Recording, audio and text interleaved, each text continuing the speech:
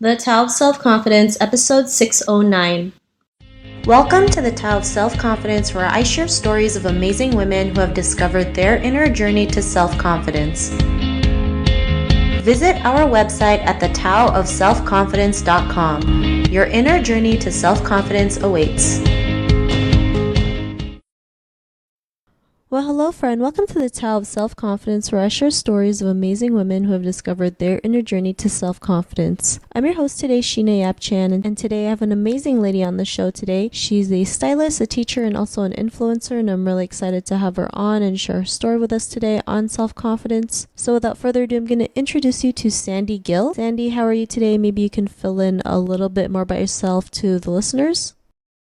Hi everyone, my name is Sandy Gill, and during the school year, I work as a teacher, an elementary school teacher. I'm teaching grade 6 this year, and during the evenings and all of my off time, I'm a stylist and a influencer on Instagram.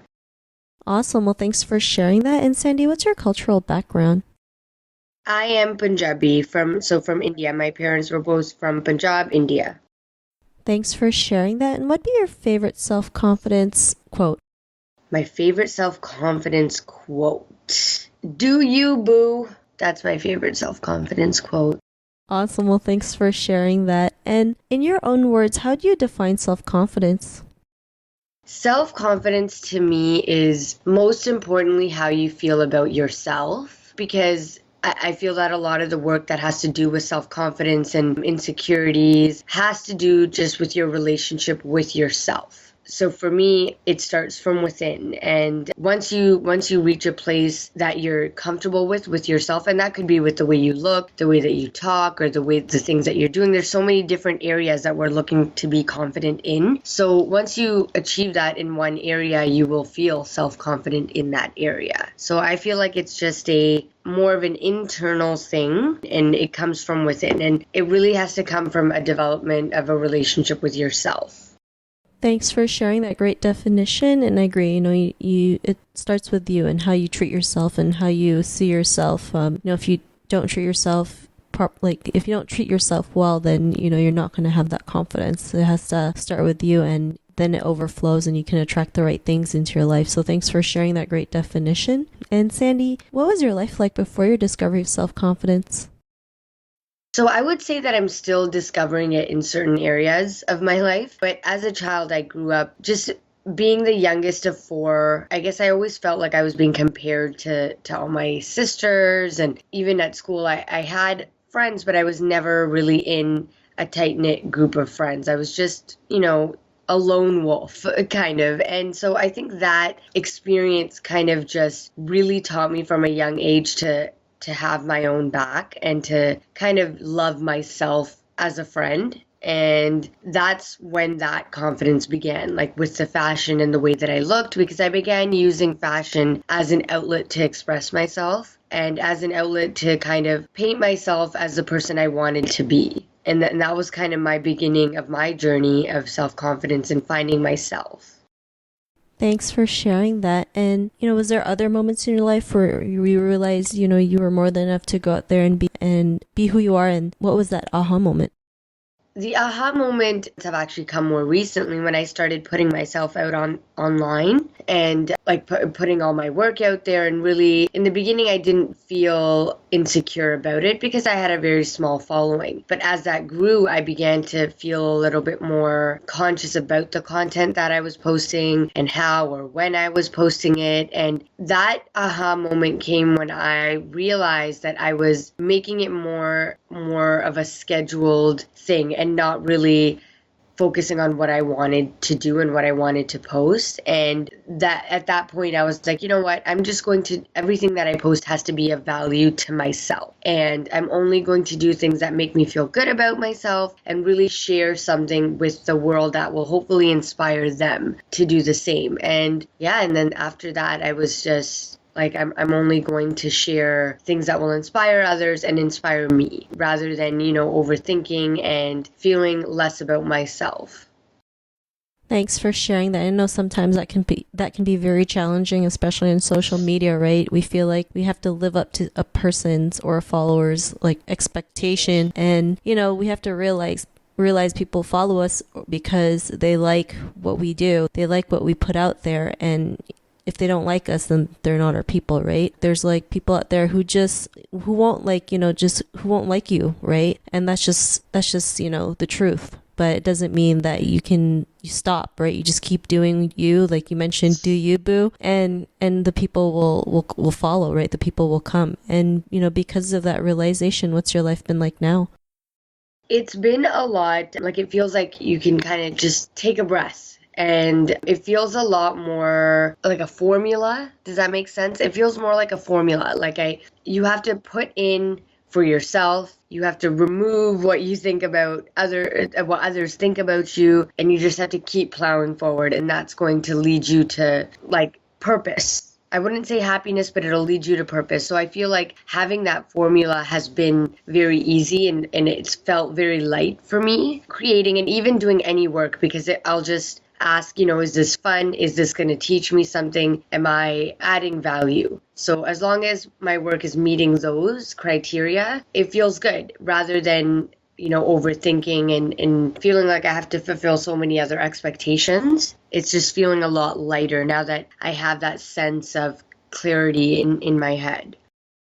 Thanks for sharing that. And to the woman who's listening to your episode, she may be in her own journey to self-confidence. What would be that one tip you would give to her?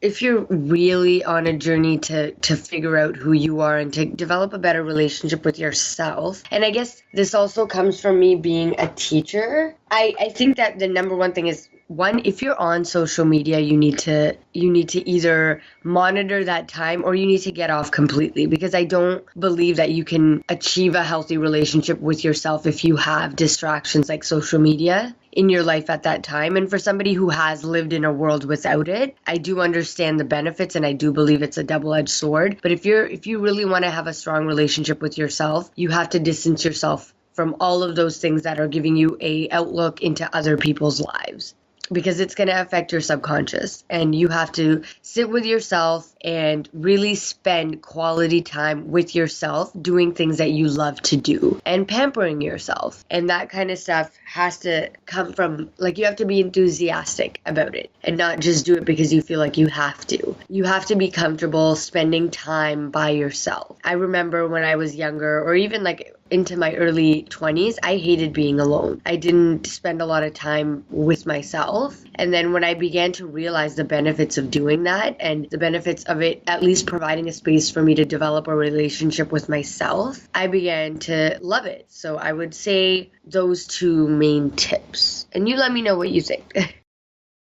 Awesome. Well, thanks for sharing that. And I totally agree. Having that me time is so important. I know at first, like you mentioned, it feels weird because it's like, you're spending time on yourself and you're not used to it. And you feel like people are looking at you, or you just feel like you feel super uncomfortable. But like you mentioned, the more you do it, the more you get to know yourself, things that you would tolerate and not tolerate, and just kind of like dump all your thoughts, right? Whether it's journaling or just, reading a book, whatever it is, meditation, like it just helps you have that confidence and know who you truly are.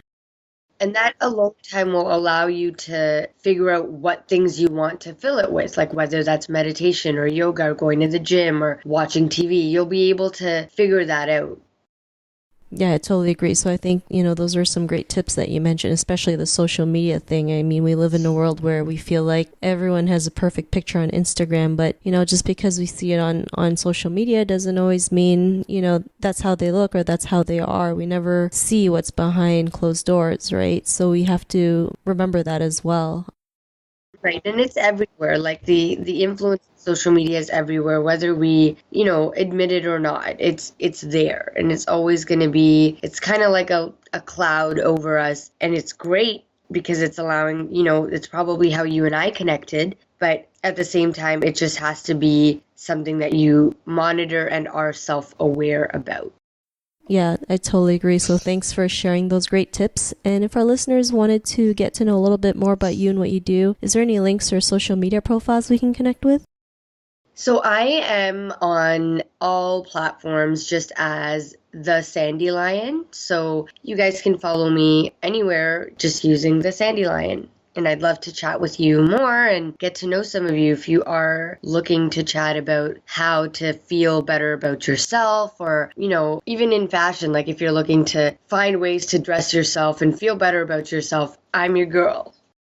Awesome. Well, thanks for sharing that. And to our listeners, if you want to connect with Sandy, you can also head on over to thetaoofselfconfidence.com and search for Sandy's name. Her show notes will pop up along with everything else that we talked about. And I really just want to thank Sandy for taking the time to share her story and tips with us on self-confidence. So thank you so much, Sandy. Thank you so much for having me. Not a problem. It was really great having you on the show. And to our listeners, be on the lookout for another new episode of another amazing woman's journey to self-confidence, and we'll talk to you soon. Bye for now. Thank you for tuning in to another amazing episode of The Tao of Self-Confidence. Please subscribe to the show on Apple Podcasts or Spotify to get your daily boost of confidence.